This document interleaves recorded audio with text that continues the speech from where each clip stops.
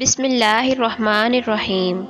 السلام علیکم ناظرین۔ مسجد اقصیٰ کو شہید کرنے کے لیے مغربی اور صہیونی قوتیں آخر کیوں کوشاں ہیں؟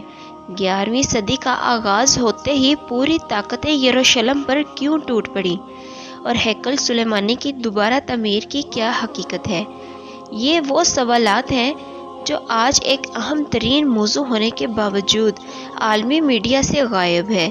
آج ہم اس ویڈیو میں ان خفیہ حقیقتوں سے پردہ اٹھائیں گے جو حقائق اور احادیث میں موجود پیشن گوئیوں پر موجود ہے، جس سے ہم مسلمانوں کو یقیناً آگاہ ہونا چاہیے۔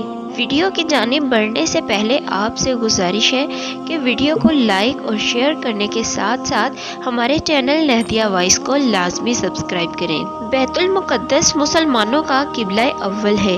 یہاں آقا مصطفیٰ صلی اللہ علیہ وسلم نے تمام انبیاء اکرام کی امامت فرمائی اور سفر معراج کا آغاز کیا۔ دوسری طرف یہود و نصارہ کے لیے بھی یہ جگہ مقدس ترین ہے۔ یہودیوں کے مطابق اسی جگہ حضرت ابراہیم علیہ السلام نے اپنے بیٹے حضرت اسماعیل علیہ السلام کی قربانی پیش کی تھی، اور اسی جگہ ہیکل سلیمانی تعمیر ہوئی تھی جو بعد میں تباہ ہو گئی۔ واقعہ کچھ یوں ہے، جب قوم بنی اسرائیل کو ہدایت ملی تو ان سے خوش ہو کر اللہ رب العزت نے انہیں تابوت سکینہ عطا کی، جو ایک مقدس صندوق تھا۔ اس میں انبیاء اکرام کے سامان کردہ چیزیں تھیں۔ اس صندوق کی بدولت یہ قوم ہر میدان میں فاتح ثابت ہوئی۔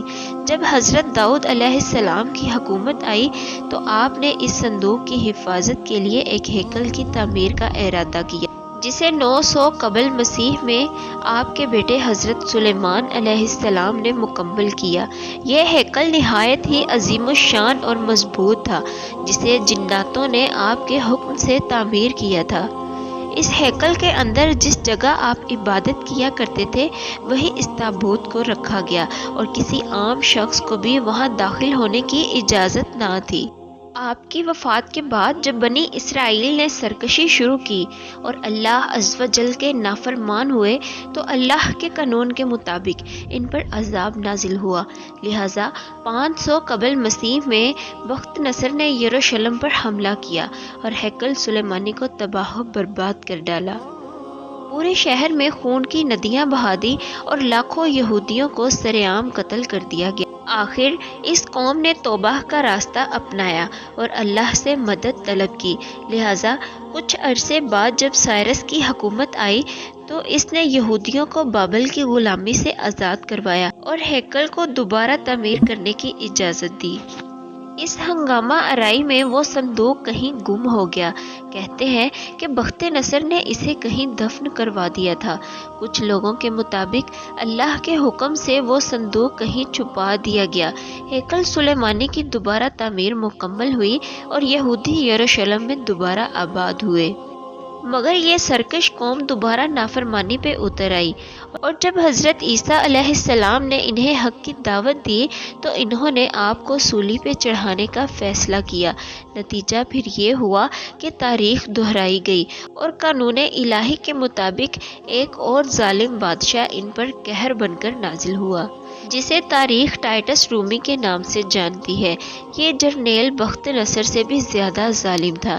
اس نے یروشلم سے یہودیوں کا کیڑے مکوڑوں کی طرح صفایا کر دیا اور بچے کچے یہودیوں کو یروشلم چھوڑنے پر مجبور کر دیا۔ جب عربوں میں اسلام آیا اور آخری نبی حضرت محمد مصطفیٰ صلی اللہ علیہ وسلم کی برکت سے اسلام یروشلم کی زمین تک پہنچا تو حضرت عمر نے اپنی خلافت میں اسی جگہ مسجد اقصیٰ تعمیر کروائی۔ ہزاروں سالوں تک یروشلم مسلمانوں کے اختیار میں ہی رہا اور تمام مذاہب کے لیے یروشلم کا دروازہ ہمیشہ کھلا رہا۔ بالآخر 19ویں صدی کے آخر میں جب دوسری عالمی جنگ ہوئی تو برطانیہ اور امریکہ کی سازش سے یروشلم میں یہودیوں کو دوبارہ بسایا گیا اور عربوں کو ایک نہ ختم ہونے والی خانہ جنگی میں جھونک دیا گیا۔ آج یہ یہودی ریاست اسرائیل کو قبلہ اول کو شہید کر کے یہاں اپنے اس ہیکل کو دوبارہ تعمیر کرنا چاہتی ہے اور اس تابوت سکینہ کو دوبارہ کھوج نکالنے کی کوشش کر رہی ہے۔ ان کا نظریہ یہ ہے کہ بخت نصر نے تباہی کے وقت ایک مقام پر صندوق کو دفن کروا دیا تھا اور آج وہاں مسجد اقصی کھڑی ہے۔